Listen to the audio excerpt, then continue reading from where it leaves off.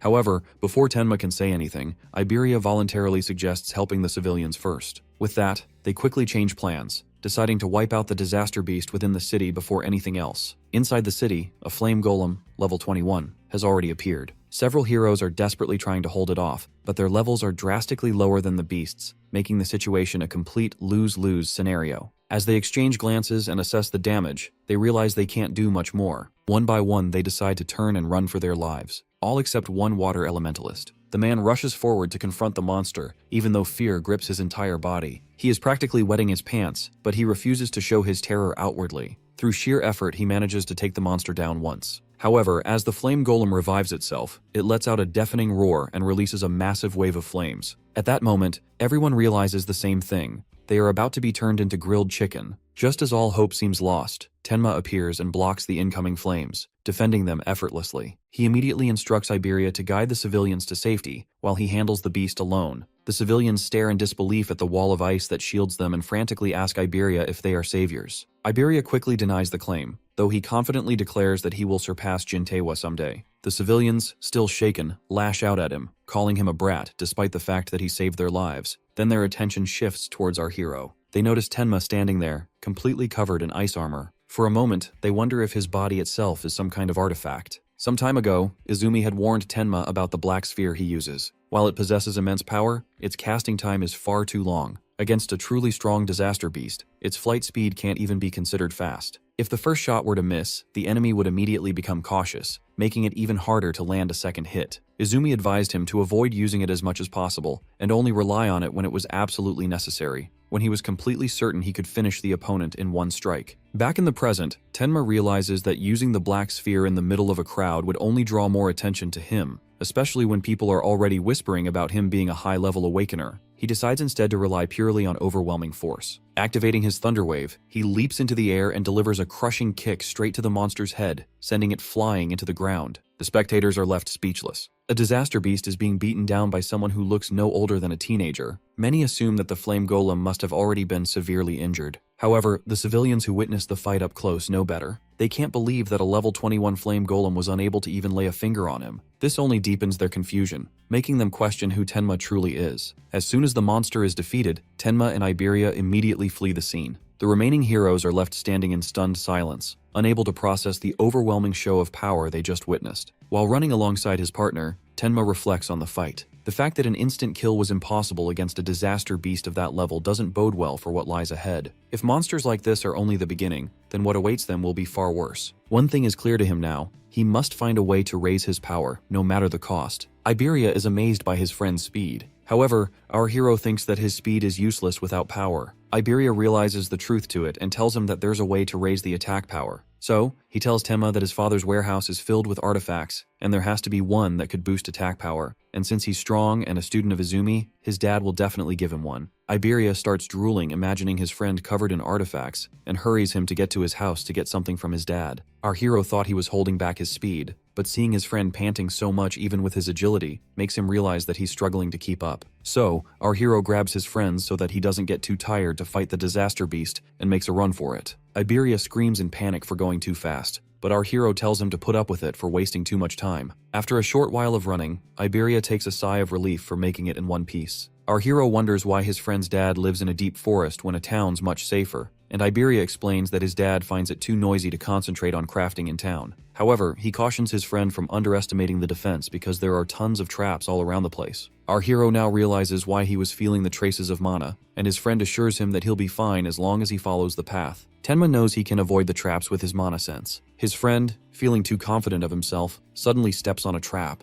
He starts panicking because the trap he stepped on is the most troublesome. Our hero feels the mana getting stronger, and suddenly, an epic iron golem stands before them. Our hero is surprised that the old man even has humanoid artifacts. The iron golem swings his arm to attack Iberia, but our hero steps in and blocks the punch. As our hero stands against the golem, he knows that the artifact's attack power is stronger than him. However, he still can't destroy the artifact with his piercing true sphere because it's meant to protect his friend's dad. He asks Iberia if there's any way to stop the golem, and Iberia tells him to go for the karma stone in its chest because it's the power source. Our hero activates his Thunder Wave because he may be lower in attack power, but he's faster. He quickly climbs through the iron golem's arm and steals its karma stone. Suddenly, Iberia screams at Jusuke to stop. Our hero is surprised as he turns around and finds a man taking a swing at him. Jusuke clarifies that he thought they were bandits, and our hero wonders how he sneaked in without any mana waves. Even more, he's surprised to see the sword disappear. Iberia introduces his friend to Jusuke and tries to give him more details, but our hero hurries to get to the topic. Jusuke tells them that the old man is in the back but warns them to be careful because he's in a bad mood. Iberia excitedly tells his dad that he passed the qualifiers and he cleared Nightmare class, placing 4th in the region. He asks his dad to fulfill his promise and give him an artifact of his choice, but instead of an artifact, Iberia gets a slap to the face. His dad asks him to return the dragon gear he stole. Iberia tries to protest that he just borrowed the artifact, but his dad scolds him for being too reckless because wearing the dragon gear for too long has irreversible consequences. Iberia walks out angry, and the old man turns to our hero, recognizing him as Izumi's student. Our hero introduces himself and explains to the old man that he was sent to protect him because of the prophecy about a massive disaster beast attack. The old man knows Izumi has high standards and rarely takes in disciples, which makes him wonder why he would choose someone so ordinary looking like our hero. Suddenly, the old man's eyes open wide in shock as he realizes that the kid in front of him may have his level fixed. The old man thinks that our hero is faking his stats with some kind of artifact, but Tenma tells him that he isn't. The old man now realizes why Izumi requested the artifact. He tells the kid that his teacher is good at understanding his profits and losses and always demands some return. However, our hero didn't hear anything about a return and was only asked to guard the old man. Aiden tells our hero that he received a contact asking for a certain artifact in exchange for letting Izumi's disciple protect him.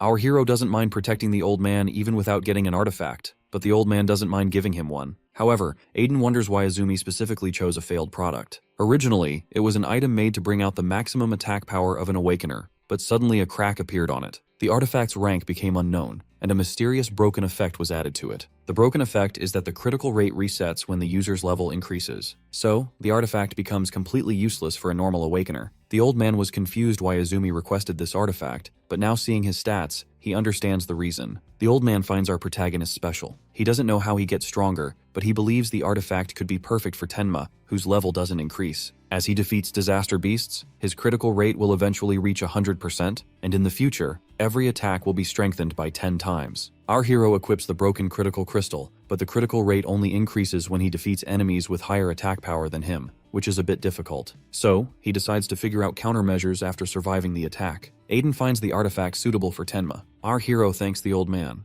but Aiden believes that he makes the artifact while they fight the beasts, so a thanks is not needed. He assures our hero that the disaster beasts won't attack such a remote place unless they already know his location and tells him to rest. Suddenly, something falls, and as everyone looks up, they're surprised to see a green barrier in the sky. Only the commanders-in-chief of the 5 continents knew Aiden's location, which makes him wonder if the monument stone falling here was a coincidence. Jusuke orders everyone to stay back, but our hero tells him that the disaster beasts are already headed to them. Our protagonist can feel something approaching them at incredible speed. The beasts rush in, and one of them swings his sharp claws at Tenma. Our hero grabs the beast and cuts through it. No matter how many beasts of this level come at our hero, he feels confident that he can easily finish them off with a lotus explosion. He thinks that Jusuke might also be able to take the lotus explosion, but worries that Aiden and Iberia, who are hiding in the hut behind, might get involved if he uses the lotus explosion too recklessly. Our hero clears through the beasts and stands back. He suddenly feels another much stronger wave of magic power as more beasts head towards him. Meanwhile, the Demon King Yamaraja informs his lord that the first wave of the advance party made of lower-class slaves has been sent to the human world. He asks the lord which of the 8 Demon Kings should be entrusted with the command of the main force. However, the lord tells them that he saw the existence of an important person in the human world with the eye he left behind during his last visit to the human world and wants them to capture him. Yamaraja asks if that task will be trusted to one of the 8 Demon Kings too, but the Lord thinks that a Demon King class will destroy the eye he left behind and decides to leave the task to a Demon General instead. As for the command of the main force, he decides to give it to the ape-eating demon because he hasn't tasted a living human in a long time.